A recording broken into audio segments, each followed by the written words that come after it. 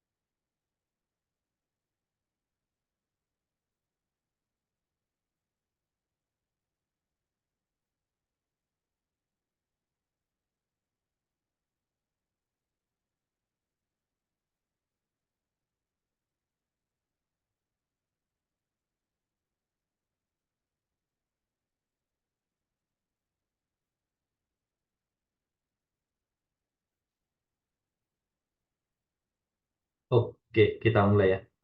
Screen saya udah kelihatan belum di layarnya teman-teman sekalian? Sudah ada, Sudah kelihatan ya? sudah. Oke, kita mulai ya sesinya. Oke, di sesi kali ini kita ada akan membahas yang pertama itu notebook versus IDE di Python ya. Terus ada yang kedua itu pengenalan tentang Python yaitu khususnya di variables dan data types. Dan di yang terakhir itu kita akan bahas tentang data structure di Python. Oke, kita lanjut ya. Nah, yang pertama itu sebelum kita ngebandingin notebook sama IDE, kita kan ini dulu milih platform dulu yang akan kita pakai untuk nulis code Python-nya. Nah, di sini ada beberapa nih contoh yang bisa kita pakai.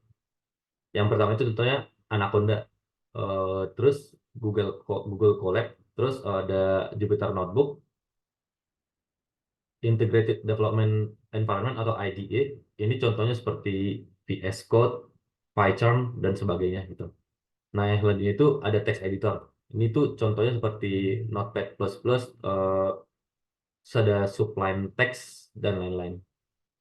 Nah, yang terakhir itu mungkin kalau teman-teman baru memulai, belum pernah instalasi tools-tools yang kita sebutkan sebelumnya, di web itu ada online editor yang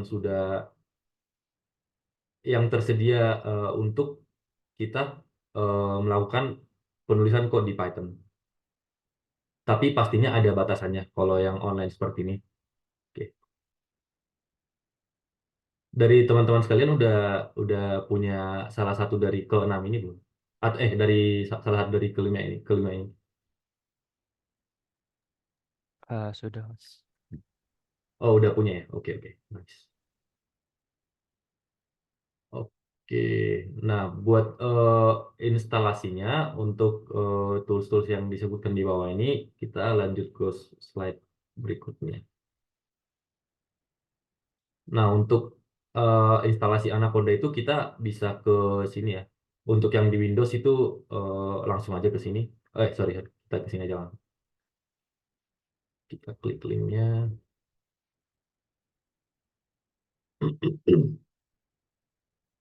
Nah, untuk instalasi Anaconda tadi kita bisa sorry,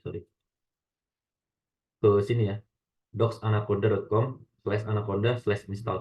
Atau kalau kesulitan hafalnya bisa kita cari aja langsung Anaconda install. Harusnya dia muncul paling atas. Oke, kita klik. Terus nggak perlu registrasi, langsung ini aja skip registration. Nah, tinggal pilih kita mau installnya di mana. Mau di Windows, di Mac, atau di Linux. Oke. Nah, kebetulan tadi saya udah download nih instalasinya untuk di Windows. Mungkin boleh kita klik aja langsung. Kita coba instalasinya. Oke.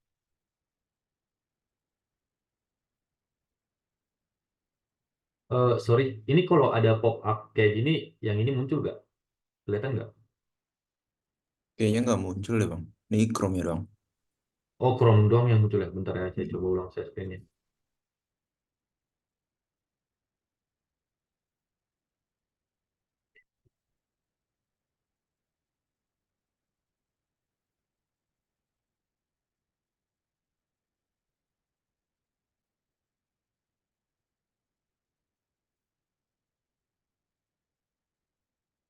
Kalau gini muncul nggak? Udah muncul harusnya. Kelihatan kan ininya pop up Anaconda-nya yang ini. Kelihatan Bang. Halo? Kelihatan Mas. Oh, kelihatan ya. Oke, oke. Nah, ini kita tadi, sorry ya, kita ulang ya. Tadi nggak kelihatan. Kita setelah install ininya tadi untuk Windows, kita tinggal klik aja ini file yang udah di-download untuk melanjutkan instalasinya. Seperti ini. Klik, next. Nah, terus kita pilih mau diinstal di mana. Nanti ya.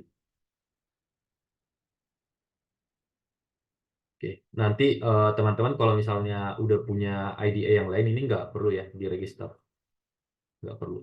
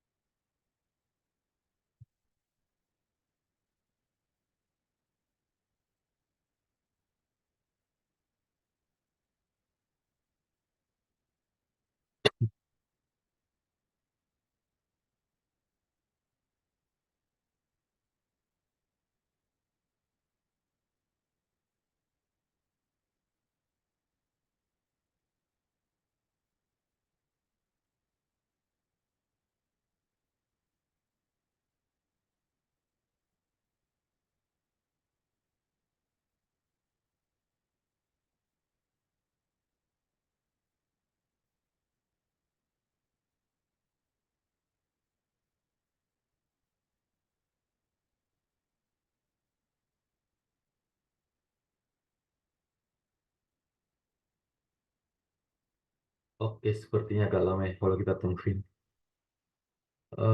Mungkin boleh kita lanjut ke tools yang lain dulu. Yang selanjutnya itu ada Google Colab. Nah, kalau yang ini tuh Google Colab ini eh, bisa kita bilang juga sebagai online editor karena dia itu base-nya itu di web ya. Coba kita klik aja linknya atau kita cari aja Google Colab. Nah, teman-teman boleh klik linknya ini Google Colab. Nah, setelah itu, setelah kita berada di halaman ini, boleh klik yang ini, new notebook atau new notebook yang di pojok kanan atas. Oke, kita klik. Kita akan diarahin ke notebook yang baru, editor. Oke, contohnya seperti ini. Cara pakainya ya itu sama aja seperti cara kita ngoding di Python. Bedanya itu cuman kalau di notebook itu kita itu ngodingnya itu eh, per cell. Cell itu maksudnya apa? Cell itu kayak blok yang ada di sini nih. Cell itu yang ini nih. tiap bloknya. Jadi sel yang di sini ini 1, 2, 3 ini bisa kita jalankan secara sorry, maksudnya itu tidak harus kita jalankan secara berurutan. Bisa aja kita jalanin nomor 3 dulu, baru nomor 2, baru nomor 1. Atau bisa aja ini kita skip, terus langsung ke sini aja gitu. Tapi tiap sel ini tuh kalau misalnya masih di satu eh, halaman kayak gini tuh, tiap selnya itu saling sinkron. Sinkronnya itu kayak gimana? Eh, Contohnya nih, oh sorry, kita ulang dulu ya dari yang awal tadi ya. Misalnya kita buat 3 quote nih, print 1. Terus di sini kita buat print 2. Di sini kita buat print 3. Nah, cara jalaninnya itu tinggal klik ini aja. Atau kalau mau pakai shortcut, pakai ini, Control Enter. Oke, kita jalankan. Dia agak lama ya, karena butuh connecting dulu.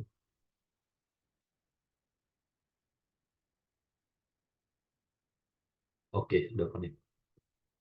Outputnya itu 1 karena kita print 1. Nah, ini bisa aja ya, yang duanya kita skip langsung ke 3, baru balik ke 2 gitu. Nah, yang saya maksud datanya itu sinkron itu seperti ini. Misalnya kita buat di sini variabel 1. 1 sama dengan 1.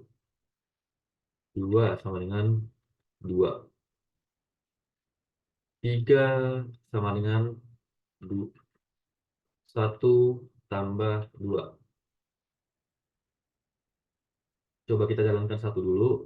Kita jalankan 2. Nah, tadi variabel atau penyimpan data yang ada di sel 1 dan sel 2 ini bisa kita pakai di sel ketiga walaupun dia beda sel. Nah, kita coba buktikan. Sorry, maaf. Ini kita print dulu. Print 3. 2 is not defined. 2 is not defined. Sorry.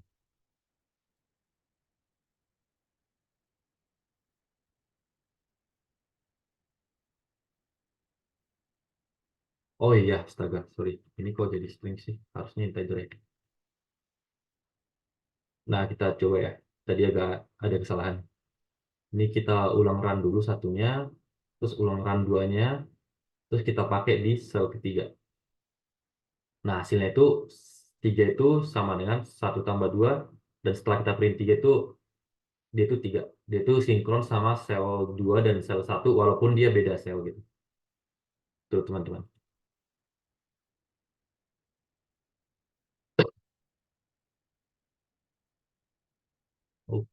Oke. Nah, itu untuk yang Google Colab ya. Ini kita nggak perlu install apa-apa untuk Google Colab. Tinggal cari aja kayak yang tadi di browser masing-masing, cari Google Colab, terus klik link Google Colab-nya. Setelah itu langsung new notebook. Nanti kita akan diarahkan ke notebook seperti ini. Oke. Nah, untuk yang selanjutnya itu ada Jupyter. Ada Jupyter Notebook. Jupyter Notebook ini cara kerjanya itu sama aja sama Google Colab, cuman beda beda platform aja gitu, beda penyedia gitu. Jupyter Jupyter Notebook ini ada yang versi online, terus ada yang versi offline juga, bisa kita install ke laptop kita atau ke komputer kita gitu. Nah, kita coba pakai yang ini ya, yang eh, online ya. Nah, yang ini nih. Kita coba ulang ya. Jupyter, kita cari aja di Google Jupyter Notebook. Nah, setelah itu kita klik yang ini nih, try Jupyter untuk pakai Jupyter Notebooknya di web atau secara online. Coba. Nah, kalau pilihan yang di sini sebenarnya terserah mau pilih yang mana. Tapi karena kita pakai Python, kita pakai yang ini aja. Sebenarnya yang lain juga bisa pakai Python, tapi kita coba pakai yang ini aja. Saya lebih nyaman pakai yang ini juga. Nah, setelah muncul di sini nanti akan ada intro atau info tentang ininya, tentang Jupyter Lab atau Jupyter Notebooks-nya dan cara pakainya di sini. Oke, kita buka notebook yang baru. seperti ini. Tadi caranya seperti ini ya. Kita klik file, terus ke new, setelah itu notebook. Terus kita pilih kernelnya itu ini, kernel Python.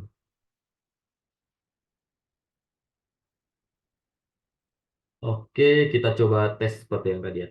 Print 1.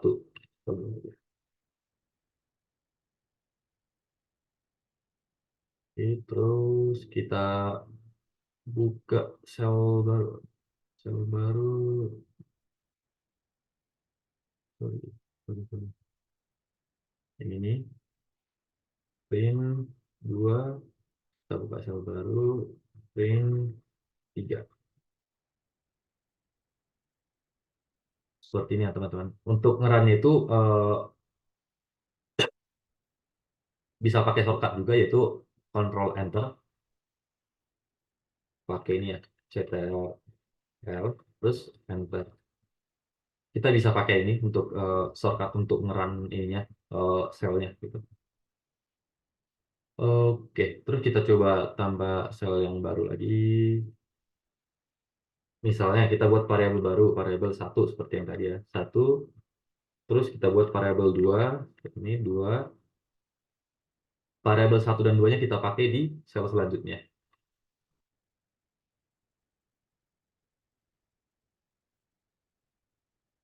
3.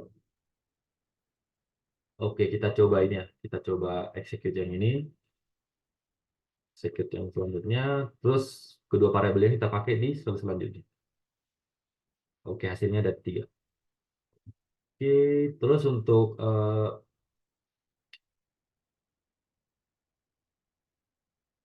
yang selanjutnya itu adalah IDE atau Integrated Development Environment. Nah, untuk IDE ini sebenarnya banyak jenisnya ya. Dan tiap-tiap IDE itu punya kelebihan masing-masing. Contohnya yang kita bawakan di sini tuh PyCharm. Nah, tapi karena PyCharm ini agak berat, saya kurang nyaranin sih kalau kita baru memulai langsung pakai PyCharm. Karena dia makan banyak memori di komputer kita. Gitu. Nah, cara installnya itu kita tinggal cari aja PyCharm di browser kita masing-masing. Setelah itu tinggal klik yang ini, download PyCharm.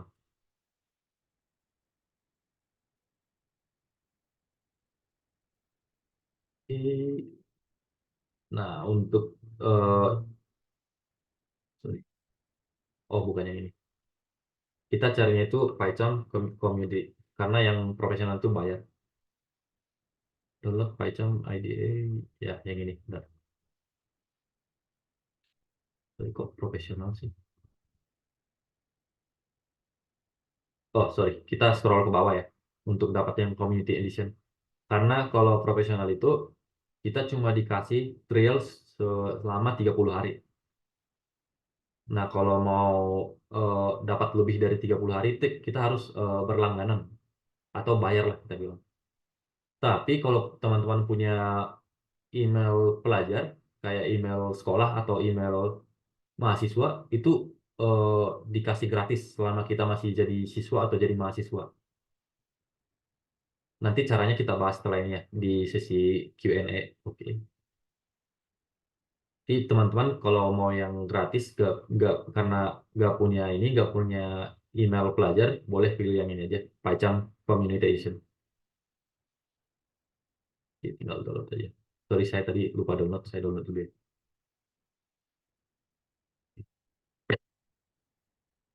Oke, sembari menunggu, kita lanjut ke yang selanjutnya, text editor. Nah, untuk text editor yang kita pilih di sini tuh VS Code. Nah, sebenarnya VS Code ini bisa kita bilang sebagai IDE juga karena dia itu sebenarnya eh, bukan cuma text editor doang, karena dia udah nyediain kayak gini nih, plugin yang modular, bisa kita install eh, sesuai kebutuhan kita masing-masing. Contohnya seperti ini nih, yang sudah saya install, sangat banyak ya. Nah, di sini kita bisa juga nih pakai Jupyter Notebook di VS Code ya. Kita tinggal install ini aja, Jupyter. Oke, dan banyak ya fiturnya. Banyak pluginnya yang bisa kita install sesuai kebutuhan kita masing-masing. Oke, kita coba ini ya, coba jalankan Python di notebook yang ini ya, di dalam VS Code. Kita eh, coba jalanin code yang sama seperti yang tadi. Ini satu, terus print dua, terus print tiga. Oke, ini bebas mau kita jalanin yang mana dulu.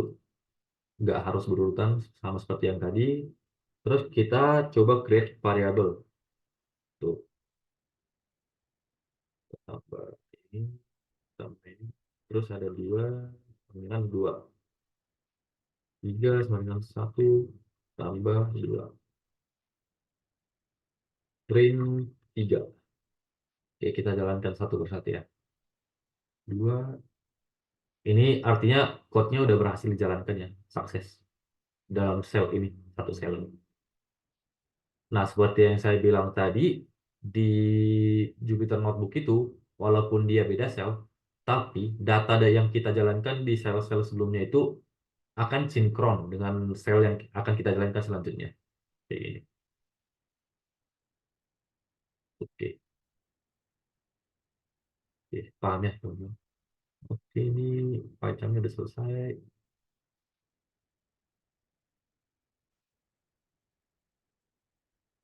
Untuk instalasinya kayaknya kita skip aja ya.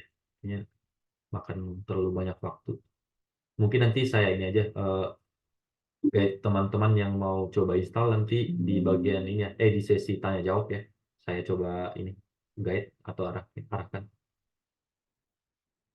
Oke, itu tadi tentang ini ya, PyCharm sama VS Code atau IDE sama text editor. Selanjutnya, online editor. Online editor itu ada banyak juga jenisnya. Tapi untuk sesi ini kita akan coba pakai yang ini aja, Replit. Replit. Nah, cara makainya itu tinggal cari aja Replit di Google. Setelah itu tinggal nih klik Replit yang warna orange ini ya, putih orange. Nah, ini nanti kalau teman-teman belum daftar, tinggal ini aja, daftar dulu. Terserah daftarnya itu pakai Google, pakai GitHub, atau pakai apa aja ya contohnya. Saya coba ya, saya lupa. Coba start building. Begini aja.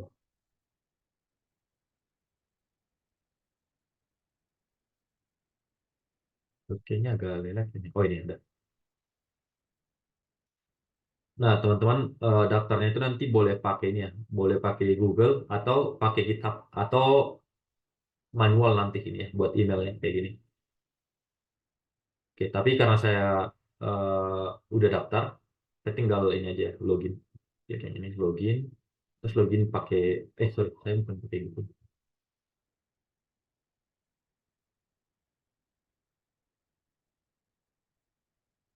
Terus saya,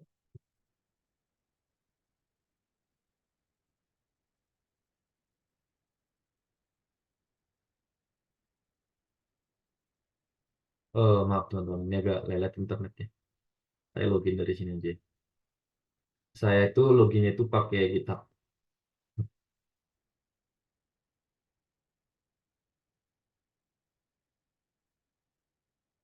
Ya sudah, ting, sudah.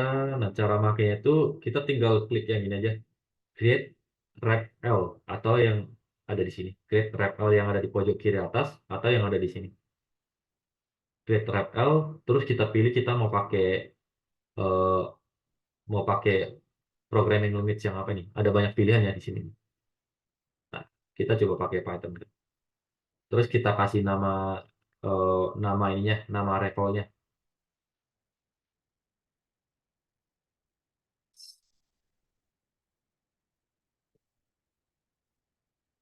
Jadi kita create, dia akan diarahin ke halaman baru. Oke, kita tunggu loadingnya. Nah, di sini. Kayak gini ya teman-teman. Nah, kalau yang ini tuh bukan notebook. Yang ini tuh apa ya namanya ya? Sebentar ya.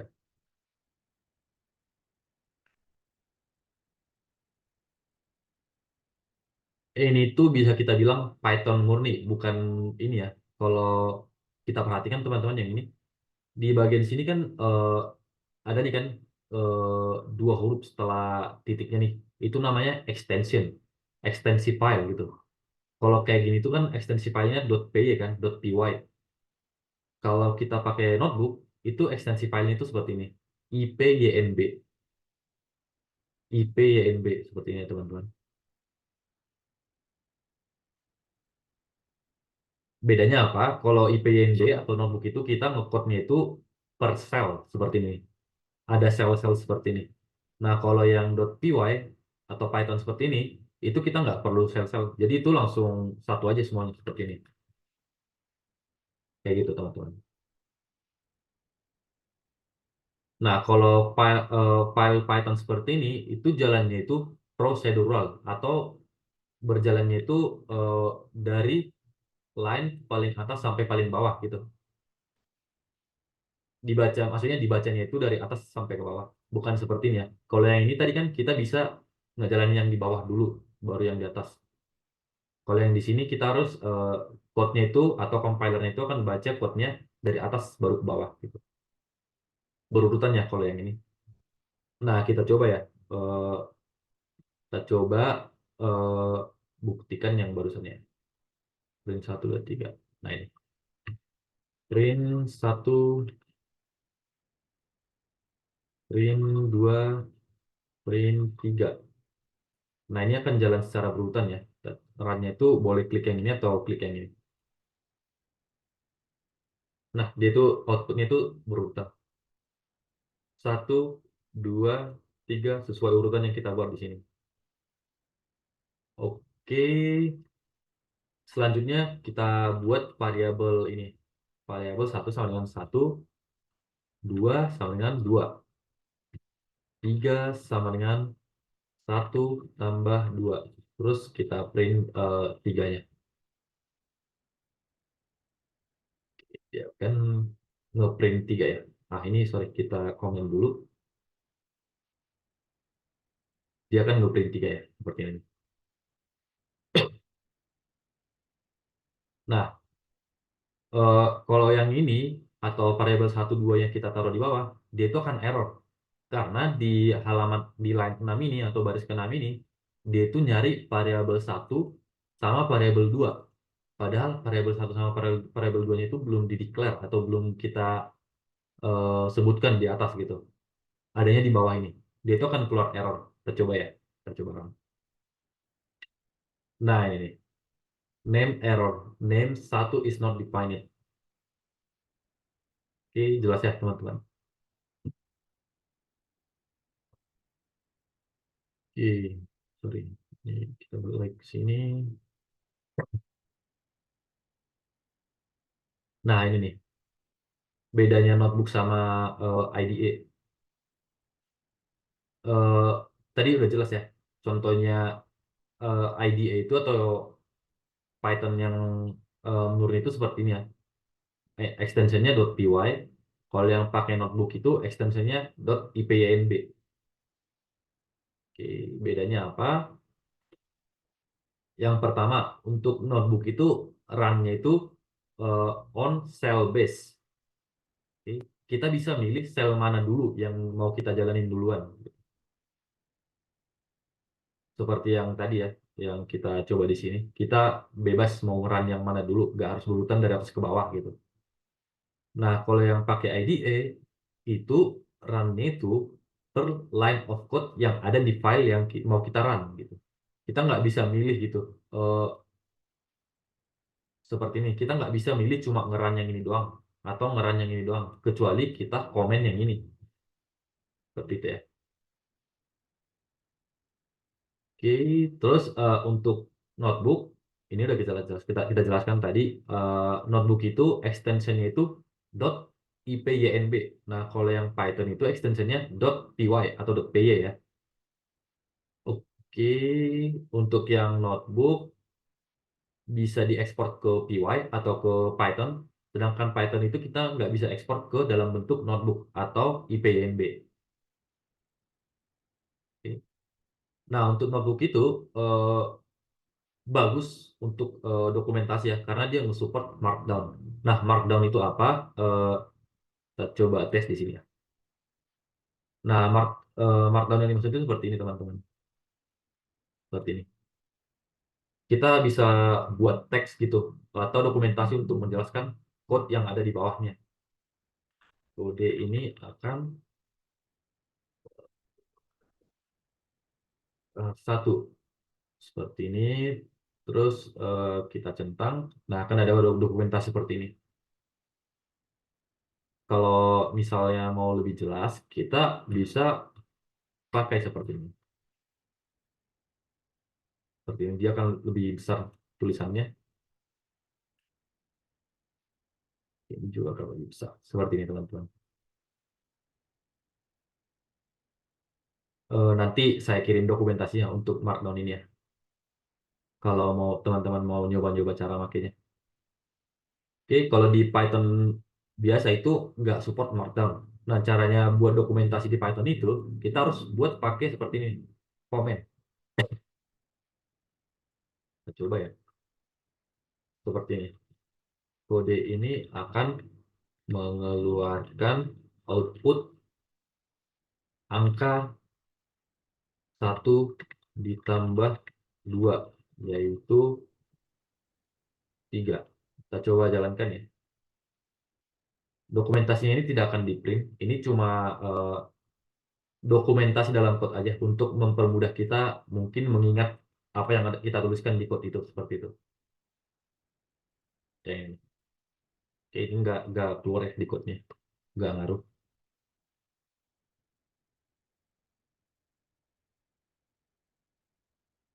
Naturally kan. Oke, terus yang selanjutnya untuk notebook itu kita nggak bisa import satu notebook ke notebook yang lain. Kalau kita mau melakukan itu, kita harus ekspor notebook kita yang sekarang jadi .py dulu, baru kita import ke notebook yang lain. Seperti itu kalau kita mau pindahin notebook ya. Nah, kalau Python yang pakai .py tadi, kita tinggal copy aja eh, code dalam filenya ke file yang lain. Itu akan langsung selesai importnya. Gitu. Sangat mudah kalau import yang ini. Nah, untuk tools yang bisa kita pakai di notebook itu, tadi ya kita udah bahas di awal, seperti ini, Google Colab, Jupyter Notebook. Kalau untuk yang IDE, kita bisa pakai Replit, Python, kita coba lagi ya, VS Code. Dan masih banyak lagi sebenarnya contohnya. Oke ya. Oke, selanjutnya kita ke variable dan data types yang ada di Python. Apa itu variable juga? Variable itu entah itu di Python atau di programming language yang lain adalah tempat kita untuk menyimpan data. Nah, contoh di Python untuk kita membuat variabel itu seperti ini. Bisa lihat di gambar ini ya. Sama seperti yang kita lakukan tadi di angka 1, 2, dan 3 itu. Oke, kita coba ya buat di sini. Ini kita buat Python baru ya di sini. Main.py. Kita coba ya ikutin code yang ada di slide-nya. Seperti ini. Program name sama dengan kampus Merdeka. Terus kita print variabel program name. Di program name tadi kan udah nyimpan ini kan, nyimpan data yang ini. Nah, kalau kita print dia harusnya akan keluar si kampus Merdeka ya. Gitu. Kita coba run ya. Oke, dia ngeluarin kampus Merdeka ya. Oke, lanjut ke materi selanjutnya itu data types. Nah, di Python itu ada data type text atau string ya. Terus ada data type numerik. Numerik ini mencakup integer atau angka desimal, terus float atau pecahan. Ya, seperti itu. Integer dan float kalau yang di numerik ya. Terus untuk boolean itu boolean itu boolean itu true or false gitu. True or false. True or false. Nah, non-type ini eh, di Python itu ada tipe namanya non. Jadi non ini dipakai kalau si variabelnya itu atau datanya itu tidak dikenali. Oke, seperti itu ya. Oke, kita coba buat di sini ya. Contohnya tadi untuk string itu seperti ini atau teks. Nah, yang selanjutnya numerik.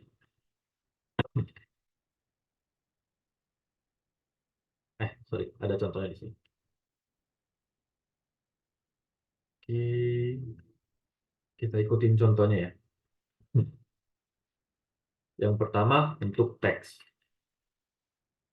First name sama dengan Gonda. Kita print first name. Terus kita run code-nya.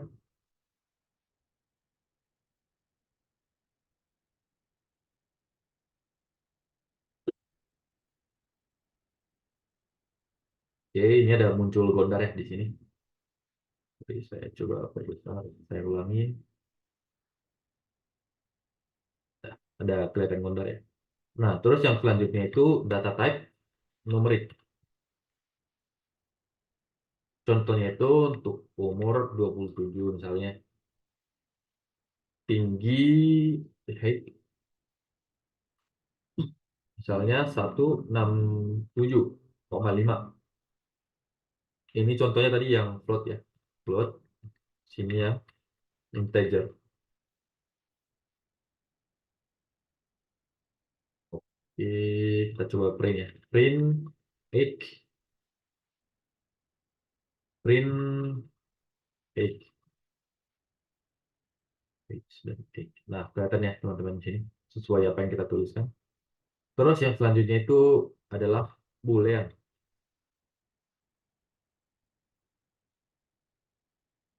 Is student false. Apa lagi ya? Is. Kayaknya seperti ini ya. Nah, kita coba print dua-duanya. Sebenarnya kita bisa print seperti ini aja. Kalau untuk dua variabel pakai koma gini, is student terus is employed. Hasilnya sama aja seperti ini nanti. Oke, kita coba print ya.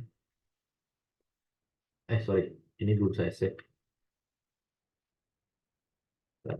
Run false true.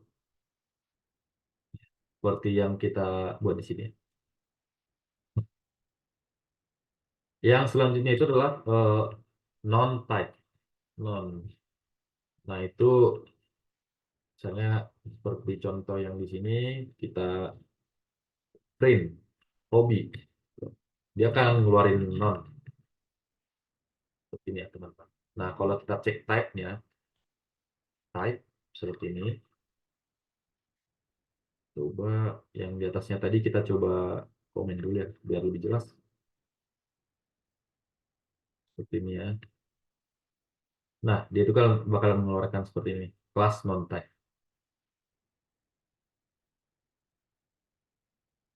Oke, selanjutnya itu data structure di Python. Nah, data structure di Python itu contohnya ada seperti ini ya. Ada list, dictionary, tuple, dan set. Nah, ini kita jelaskan setelah ini ya. Nah, list itu apa? List itu adalah variabel yang dapat menampung beberapa value dalam satu ini ya, dalam satu jenis ya. Kalau list itu dia harus satu jenis. Contohnya yang di sini kita lihat nih untuk grades atau nilai siswa misalnya nih. Kita nyimpannya itu dalam bentuk numerik.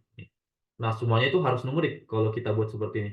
Kalau dalam list kita buat di sini ya, list. Ini tadi yang ini kita komen lagi. Ini lanjut ke list. Maaf teman-teman, ini kayaknya ini kelihatan nggak sih kalau code-nya seperti ini?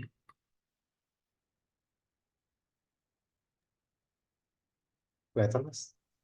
Kelihatan kan, cukup jelas kan code-nya ini. Iya. Oke, oke, oke. Kita ikutin contohnya ya. Grades 50,5. 50,5. Terus 88,1. 65,7. Terus 98.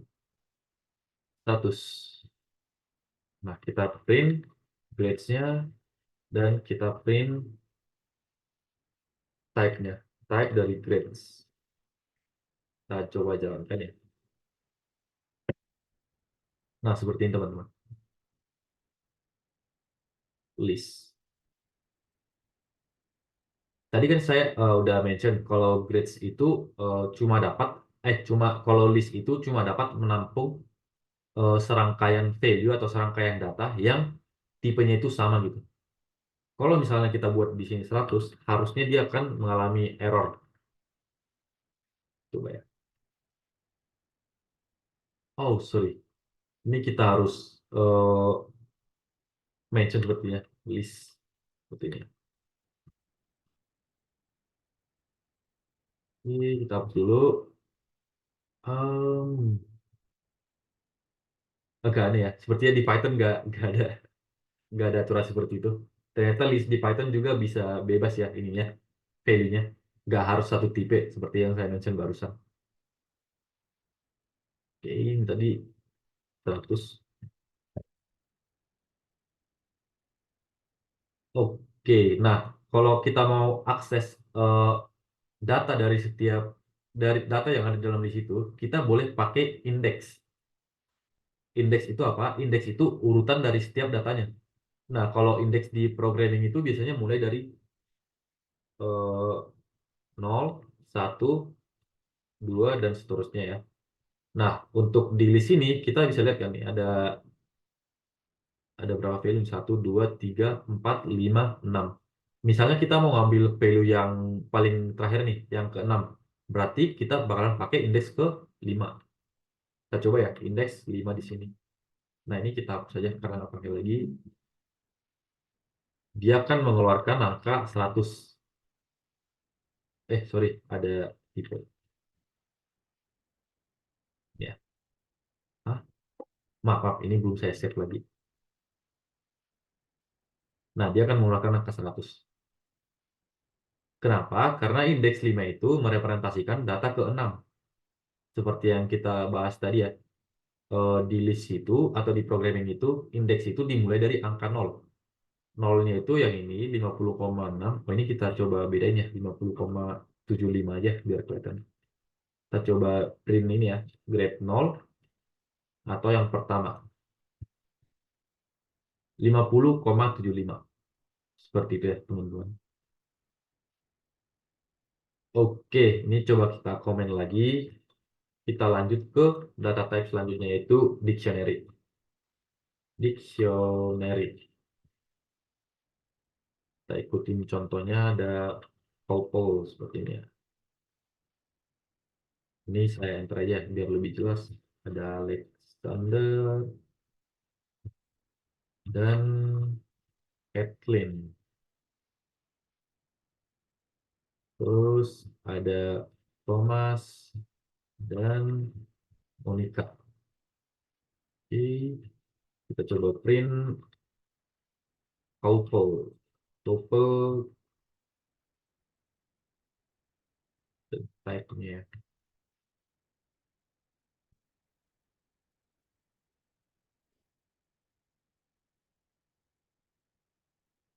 Oke, kita clear dulu nih.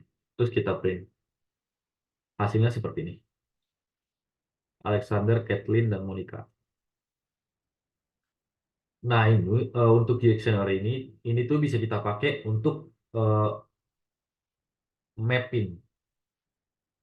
Mapping seperti ini ya. Mapping in Python. Atau di programming language manapun kita bisa pakai dictionary untuk mapping gitu. Mapping. Contohnya, ini kan apa sih namanya? Di dalam variabel dictionary yang kita buat ini kan kita nge-mapping seorang laki-laki dengan pasangannya, atau Alexander dan Kathleen dan Thomas dan Monica gitu. Misalnya nih kita mau cari pasangan dari si Alexander, kita tinggal ini aja, eh, panggil Alexander couple, terus ada list seperti ini, Alexander. Dia akan mengeluarkan output pasangan dari si Alexander, yaitu Kathleen, sesuai data yang kita buatkan di atasnya. Gitu ya. Nah, kalau kita coba panggil Thomas, dia akan mengeluarkan pasangan Thomas itu Monica. Nah, cara kerjanya itu seperti ini ya. Di dictionary itu ada key, value, pair gitu. Key-nya itu apa? Kalau yang kita pakai di sini tuh key-nya itu Alexander dan Thomas. Yang di sebelah kiri ya key-nya. Value-nya itu di sebelah kanan. Kathleen seperti ini. Nah, ini kita bisa pakai juga ya untuk keperluan yang lainnya. Nggak cuma mapping seperti ini. Contohnya untuk kita buat contoh yang lain ya. Kita hapus dulu ini. Nggak usah kita hapus, kita komen aja. Key, value, pair. Kata kuncinya yang ini ya. Untuk dictionary. Nah, kita coba buat misalnya data-data siswa seperti ini. Sorry, saya lupa sama dengannya. Oke,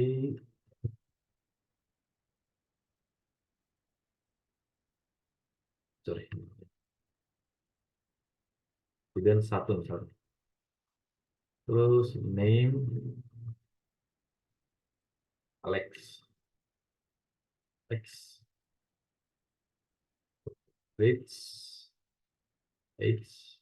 Age sama dengan 15. Terus apa lagi misalnya? Hobi. Misalnya hobinya sepak bola. Football. Seperti ini. Print student 1. Coba print student 1. Hasilnya akan mengeluarkan semuanya. Nah, kalau kita mau cari hobi dari student 1, kita tinggal tambahkan aja di sini. Student 1, hobi. Seperti ini teman-teman. Oke, ini keluar football ya, sesuai datanya. Kira-kira begitu ya, untuk yang dictionary. Nah, terus yang selanjutnya itu apa? Yang selanjutnya itu adalah tuple. Tuple. Tuple ini mirip dengan list ya. Bedanya itu ada di ininya saja, cara pembuatannya. Kalau list tadi kita pakai kurung seperti ini,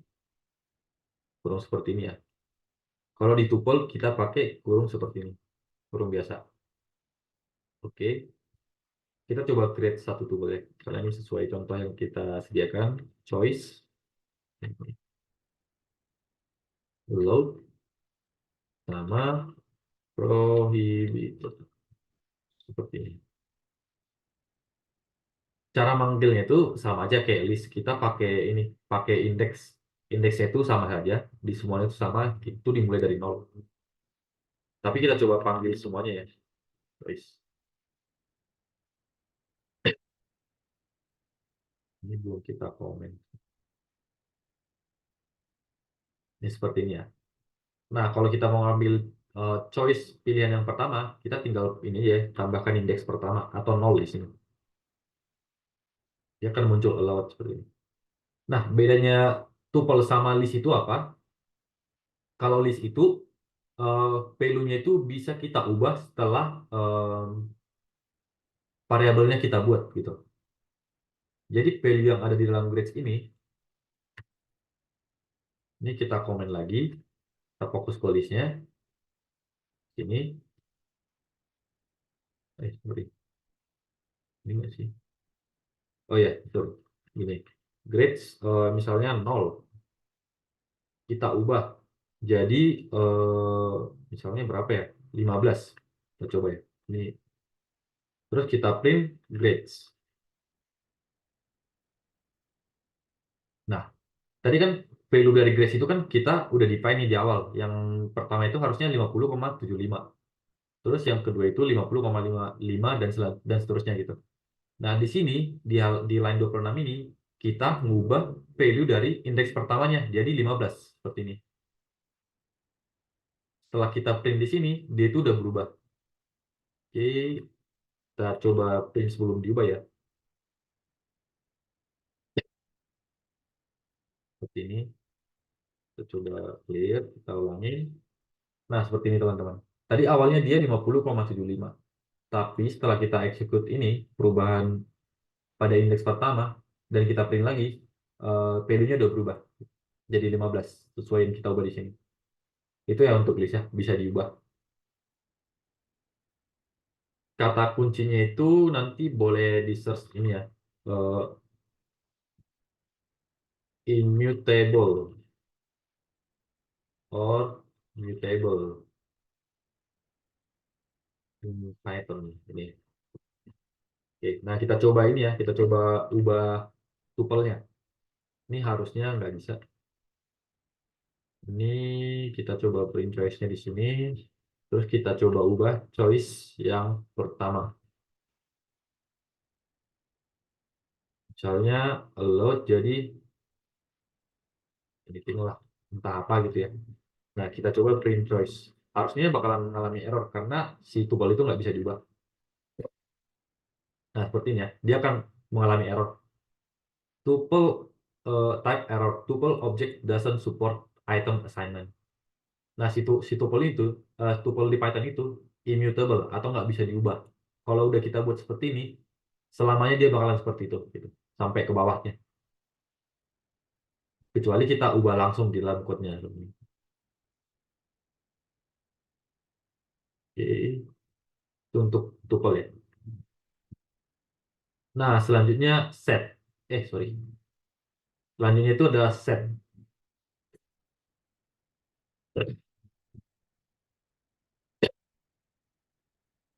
Nah, set di Python atau di Python itu eh, sebenarnya mirip kayak list ya.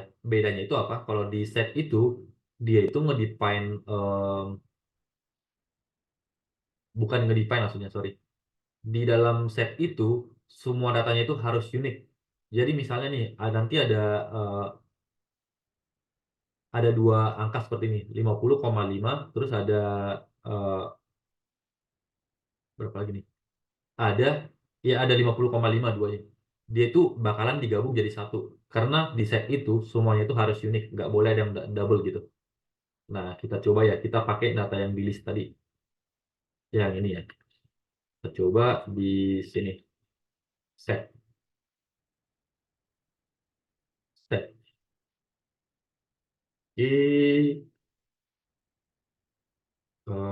Unique breaks sama dengan set ini ya. Kita tinggal gini aja, set kita casting ke set, terus masukin listnya tadi. Nah, tadi kalau kita print grades-nya seperti ini ya. Print grades sama dengan ini, print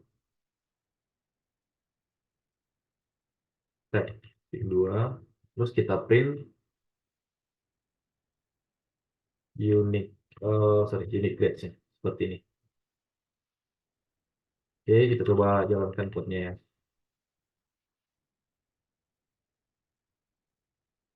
Oh, sorry, ini tadi saya ubah ya, tidak kelihatan. Oke, kita ulang. Nah, seperti ini teman-teman. Tadi kalau di awal di grades-nya itu kita print eh, sebagai apa namanya? Yang ini grades-nya kita print sebagai list seperti ini. Oh, ini saya coba pindahin ya biar gak ambigu. Kita print grades-nya seperti ini, dia itu bakalan munculin eh, semua datanya, mau itu ada duplikat atau nggak ada duplikat. Ini kan kita lihat nih ada 50,5 nih, ada 50,5-nya di sini. Sama seperti list yang kita buat di atasnya. Nah, selanjutnya kita convert si grades-nya itu atau si listnya ini ke dalam bentuk set. di sini ya, unique grades sama dengan set dalam kurung grades. Oke. Nah, setelah kita print hasil dari data yang udah apa namanya? Udah kita casting jadi set, dia itu bakalan seperti ini. Data uniknya bakalan diubah jadi satu aja gitu, atau digabung lah kita gabung 50,5 jadi satu aja ya. Oke. Oke, teman-teman, kira-kira seperti itu untuk sesi hari ini. Kita masuk ke sesi tanya jawab sekarang. Kalau ada teman-teman yang mau bertanya, silakan buka mic-nya aja langsung ya, atau dari chat juga boleh.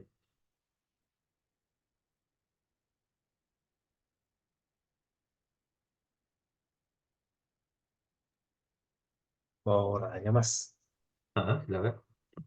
tadi kan kalau di awal yang ngebahas notebook itu yang Jupyter Lite sama Colab itu sama-sama bisa diakses online kan ya? Iya, benar, benar.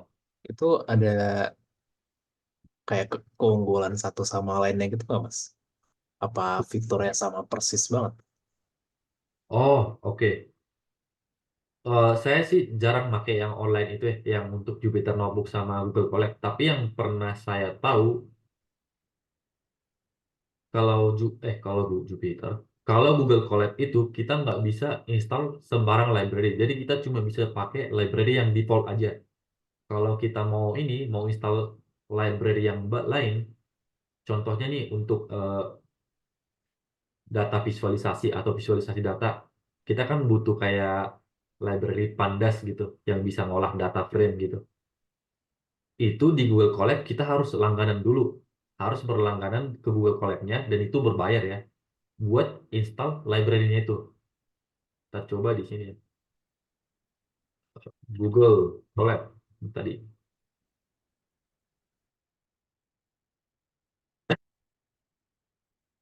Nanti kita coba di Jupyter juga. Di Jupyter saya belum pernah coba yang online.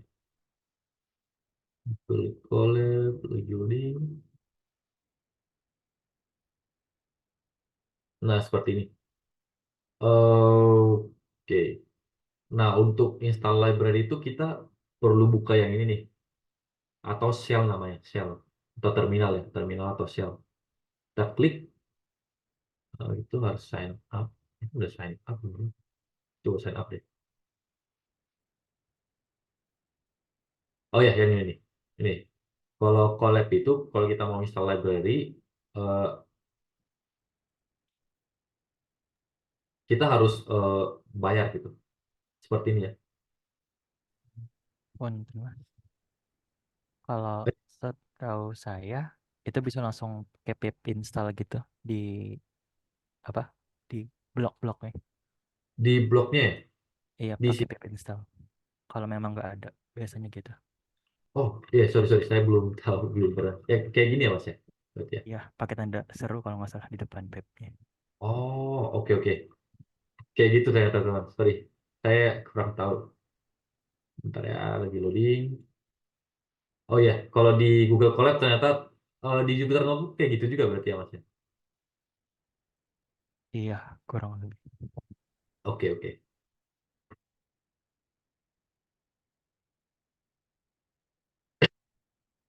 Kayak gini ternyata ya caranya.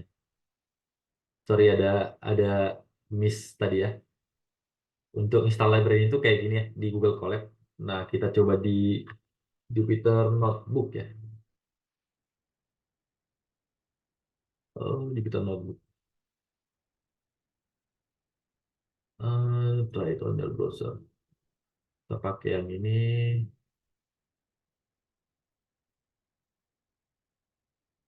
Nah, di sini kita buka notebook yang baru.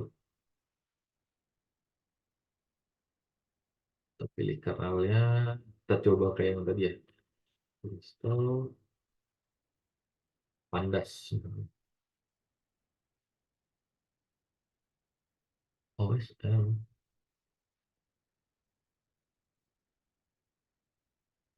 Kalau nggak pakai tanda seru gimana? Kayak gini ya. Oh, berarti kalau di Anaconda kan ada yang lokal juga ya, Jupyter Notebooknya. Mm-mm. Kalau lagi itu install dari CMD-nya sih kalau saya biasanya. Install pipnya dulu, library pipnya. Iya ya, kalau yang di sini ya kayak saya juga kayak gitu Mas, Pak install di ini ya, di Ya, virtual environment gini. berarti Cuman kalau kalau yang yang di web online ini, kurang tahu gitu. kalau yang di web sebentar ya, saya coba cari.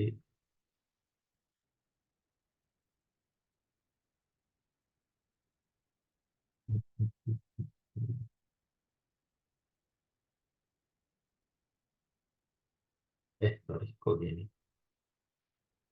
Clear salah aku coba.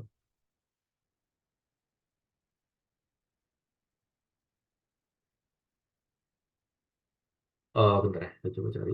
How to install library in Jupyter Notebook.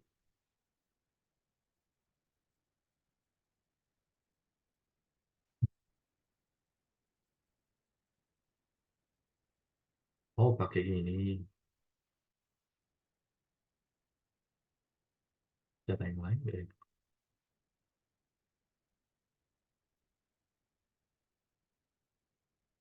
Oke, pakai gini ya.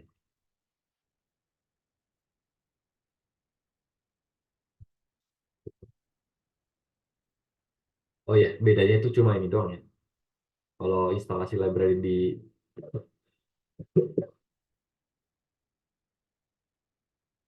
oh,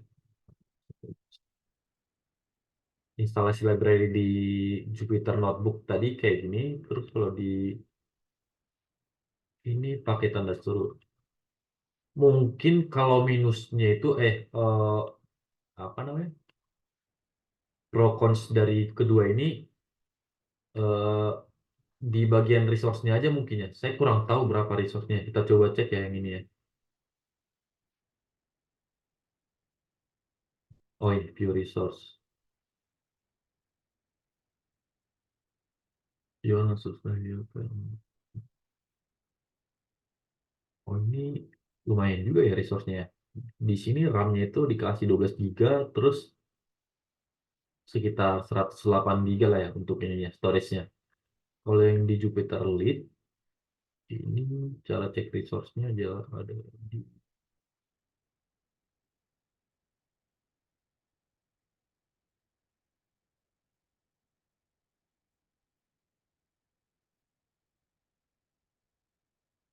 sorry.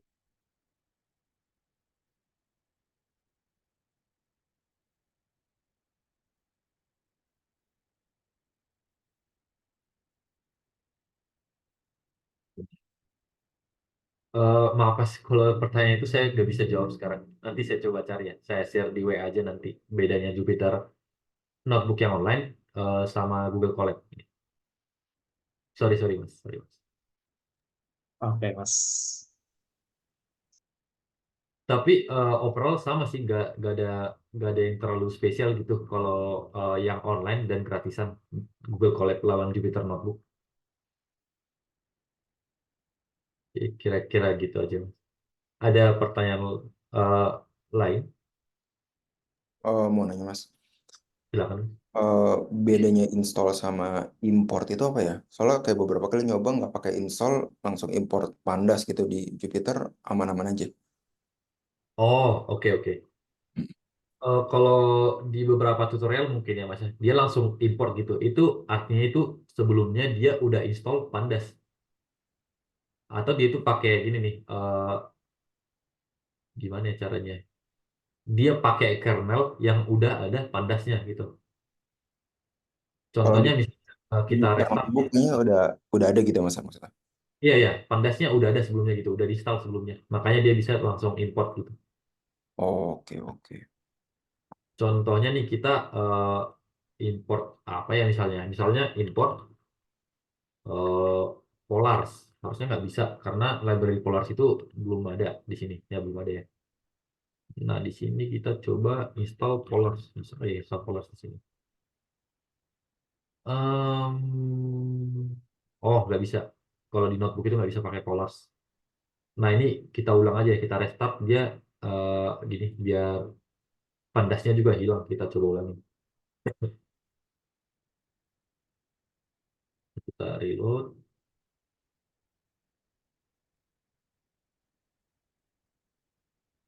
Ini new notebook aja langsung ya.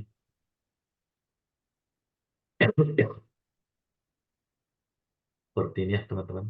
Kita coba import Pandas. Ini karena belum kita install harusnya nggak bisa ya. Oh udah ada nih. Oh ini udah ada sebelumnya. Pandasnya berarti.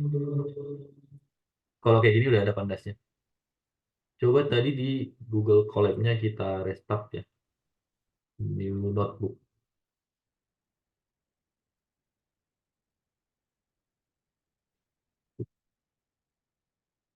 Nah di sini kita coba import. Sorry. Pandas. Ini lagi connecting ya. Bentar ya. Oh di Google-nya juga udah ada Pandas ternyata. Kayaknya Pandas sudah bawaannya di Jupyter Notebook ini. Kayak gitu Mas. Jawabannya itu kalau misalnya dia langsung import juga bisa, berarti dia udah ada library-nya gitu.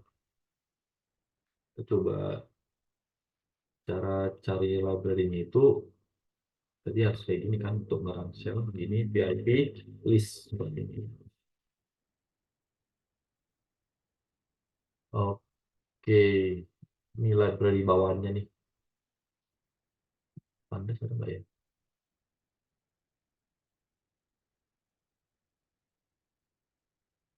Oh ya, udah ada Pandas nih bawaannya versi 203 dan udah banyak ternyata bawaan library bawaannya. Jadi kita nggak perlu install yang udah ada nih. Tinggal pakai ini aja nanti PIP list. Ini kita coba di Jupyter Notebook-nya tadi ya.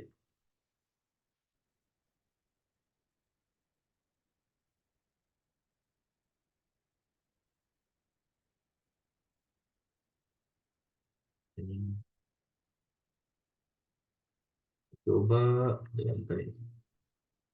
Sorry. Tadi harus pakai ini ya kalau di sini. Wah, kok nggak bisa? Ini agak aneh ya.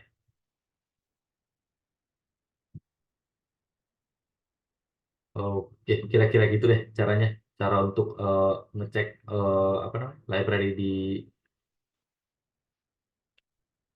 di mana? Di Google Colab-nya seperti ini. Pakai PIP list yang udah ada nih. Ternyata udah ada Pandas ya. Bawaannya di Google Colab dan Jupyter Notebook-nya tadi. Gitu, Mas. Oke, siap. Paling tanya dikit lagi. Berarti kalau misalnya kita mau pakai VS Code, Heeh. eh, kayak perlu install lagi gitu nggak sih, Mas? Atau nggak perlu? Kalau di VS Code dan kita belum pernah install Python dan library-nya sebelumnya, itu kita perlu install dulu, Mas. Oh, Semua library yang kita butuhkan gitu. oke, oke.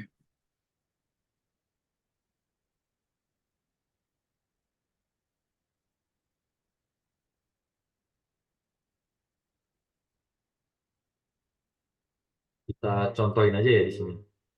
Misalnya di kita hapus dulu. Kalau di sini harusnya saya udah punya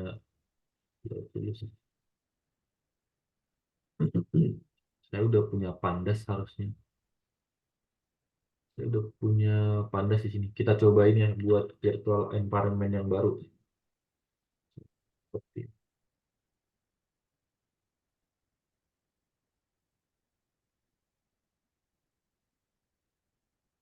Terus kita activate virtual environment-nya. Coba kita cek VLP list. Nah, ini belum ada ya.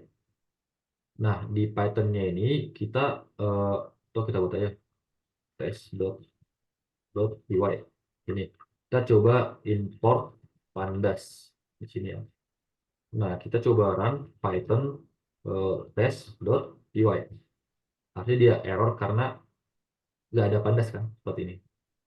Hmm. Nah, kita coba install pandas aja di sini. VIP install pandas.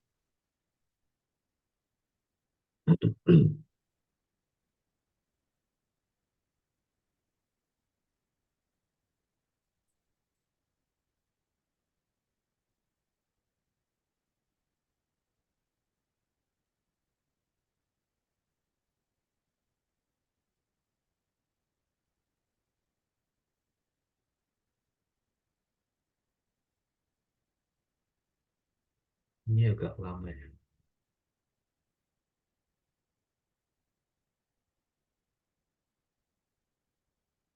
Oke, kita coba cek ya. Sorry. Kita coba run lagi yang ini. Python test. Harusnya dia nggak error lagi. Nah, dia error lagi kan karena udah ada pandasnya. Udah kita install di sini. PIP list. Ini udah ada pandasnya setelah kita install. Kira-kira gitu, Mas. Oke, dapat. Thank you, Mas. Thank you, Mas. Ada pertanyaan lagi?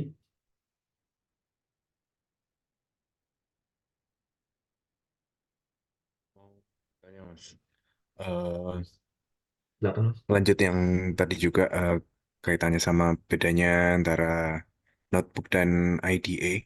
Eh, dalam konteks penggunaannya itu apa ya? Maksudnya kapan kita menggunakan notebook, kapan kita pakai IDE dan eh, sebagai data engineer nanti akan lebih banyak interaksi dengan yang mana? Terima kasih. Sebagai engineer ya. Oke, oke. Yang pertama itu kalau IDE seperti ini ya, code yang eh, kalau ini dari pengalaman saya pribadi ya, saya kurang tahu sebenarnya perbedaan secara keseluruhan gitu. Bedanya notebook dan IDE itu, yang pertama itu kita kalau di notebook seperti yang tadi saya jelaskan, itu code-nya itu bisa kita run per part gitu, per bagian atau per cell seperti ini. Sedangkan kalau di sini, kalau kita kayak gini kan, tadi kan agak repot kan. Kita mau ngeran yang ini doang gitu, yang ini harus kita komen dulu. Kita mau ngeran yang ini harus kita komen dulu gitu kan. Nah, kalau di notebook itu nggak perlu, kita langsung run aja yang ini. Karena eh, nggak bakalan ngeganggu yang di sini gitu. Tapi datanya itu sinkron. Contohnya itu seperti ini. Dua, satu sama dua ini bisa kita pakai di sini karena dalam satu halaman ini, satu kernel ini, itu datanya itu sinkron selama selnya itu udah dijalankan dan udah sukses seperti ini. Nah, itu ini kan. Nah, misalnya nih kita buat variabel baru yang belum kita atau kita buat di sini di bawah ini. 4. Ya, 4. Kita pakai 4 di sini. Dia itu bakalan error gitu. Nah, karena 4-nya belum kita jalankan. Nah, setelah kita jalankan di sini, kita pakai lagi di sini, dia harusnya nggak error lagi. Nah, itu. Jadi, kalau sesuai pengalaman saya pribadi, saya biasanya pakai notebook itu untuk eh, ngetes code per partisi gitu. Atau ngedebug lah kita bilang. Misalnya ada satu code yang panjang gitu yang bakalan saya pakai di eh, Python seperti ini. Itu kalau misalnya terlalu rumit gitu ngetesnya, biasanya saya pindahkan ke sini terus saya bagi ke partisi sesuai fungsinya masing-masing gitu. Nanti saya coba satu-satu fungsinya, baru saya cari di mana salahnya atau di mana yang perlu diperbaiki, gitu.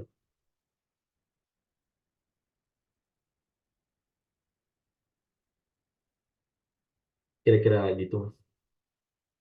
Bedanya kalau sesuai pengalaman saya seperti itu. Kalau yang notebook biasanya saya pakai untuk ngeran code-nya per bagian atau per fungsi gitu. Jadi tiap-tiap fungsi yang ada di sini misalnya nanti saya pisah-pisah, saya pindahin ke per sel masing-masing gitu. Terus saya tes satu persatu atau saya buat lagi satu sel lagi untuk ngetes semuanya sekaligus. Kira-kira gitu, Mas. Ini lebih ke ini ya kayak personal preference saja ya mau pakai yang mana gitu. Iya, benar. Nanti soalnya kalau di tempat saya dan di tempat-tempat sebelumnya itu sebenarnya untuk di production atau setelah rilis itu kita nggak pakai ini Mas, nggak pakai notebook. Kita malah pakai yang Python yang seperti ini doang untuk yang Python ya.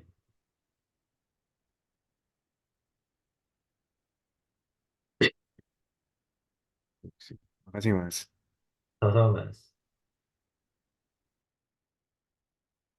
Silakan teman-teman yang lain kalau mau bertanya lagi.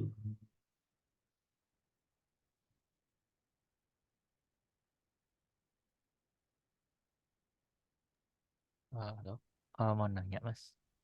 Silakan. Kalau tadi kan katanya kalau di kerjaan sendiri kan lebih sering pakai .py ya, jarang pakai API NMB itu. Kalau di data engineering sendiri itu biasanya Python-nya dipakai buat ngapain aja sih, Mas? Sorry, boleh diulang Mas pertanyaannya?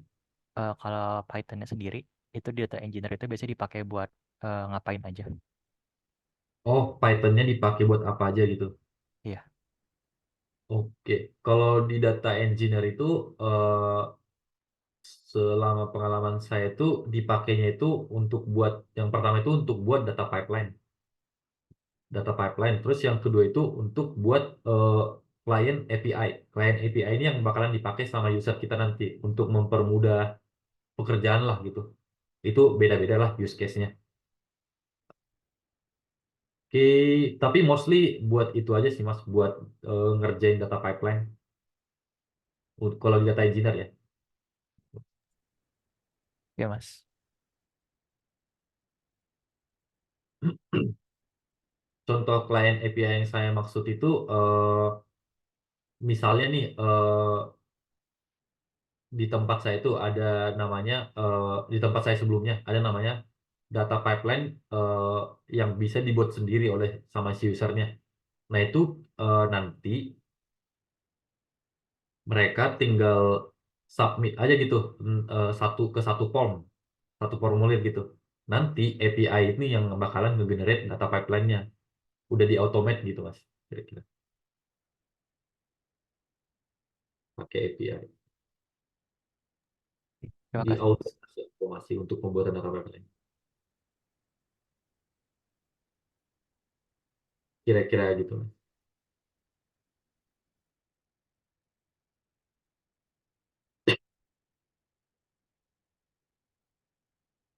Silakan teman-teman yang lain kalau mau bertanya lagi.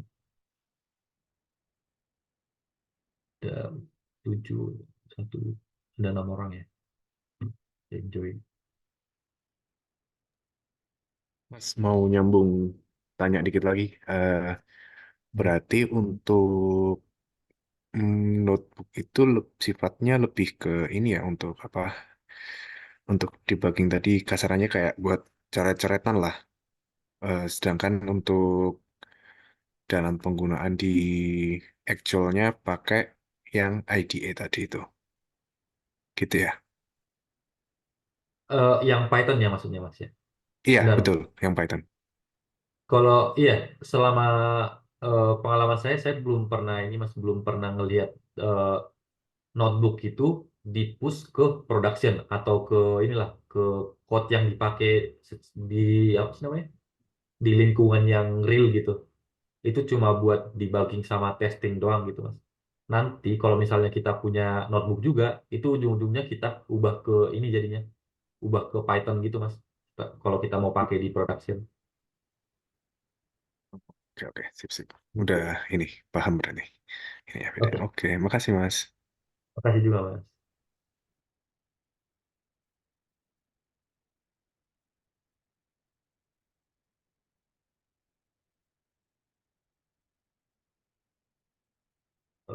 Oke, teman-teman masih ada yang mau nanya lagi kan? Masih ada pertanyaan lain?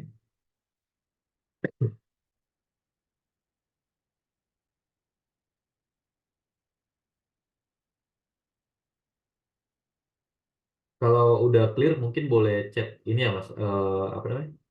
Chat clear aja gitu di chatnya ya.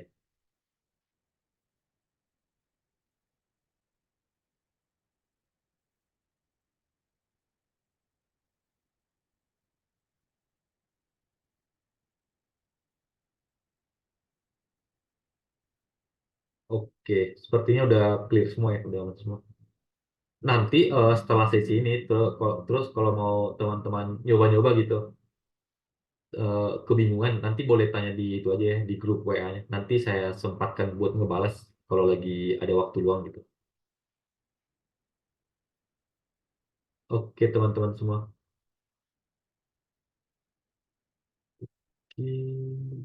Itu aja teman-teman untuk sesi kali ini. Terima kasih buat teman-teman yang udah hadir dan masih bertahan sampai akhir sesi ya. Oke, sekian teman-teman. Selamat malam. Mas, boleh tanya dikit lagi nggak, Maaf? Maaf Oh, boleh, motong. boleh Mas, boleh Mas. Silakan. Kalau misal mau eh, latihan atau belajar Mhm. untuk ininya, coding Python-nya, ada ininya nggak, apa namanya, kayak Oh, sumbernya gitu. sumbernya, ya sumbernya, eh, ya kayak sumbernya gitulah. Ada Mas sumber. Maksudnya bukan bukan sekedar yang bacaannya, tapi juga sekaligus prakteknya, code-nya Ya, seperti apa gitu. bentar ya Mas. Ini ada kok yang versi bahasa Indonesia gitu.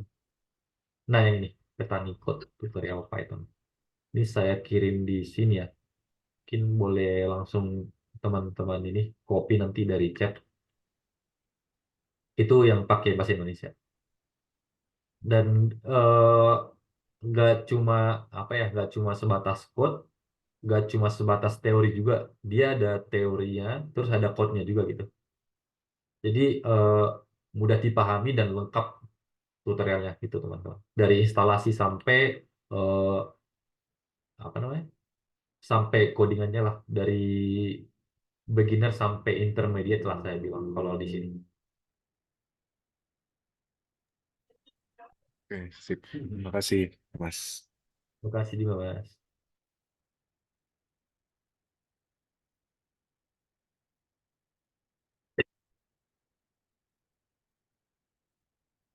Oke, udah pada di copy belum itu yang saya share tadi? Atau langsung cari aja teh nanti di Google, harusnya muncul paling atas itu petani code Python gitu.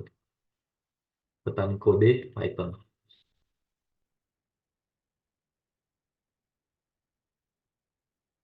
Oke teman-teman, kalau udah clear semuanya dan nggak ada yang mau nanya lagi, kita akhiri sesi kali ini ya.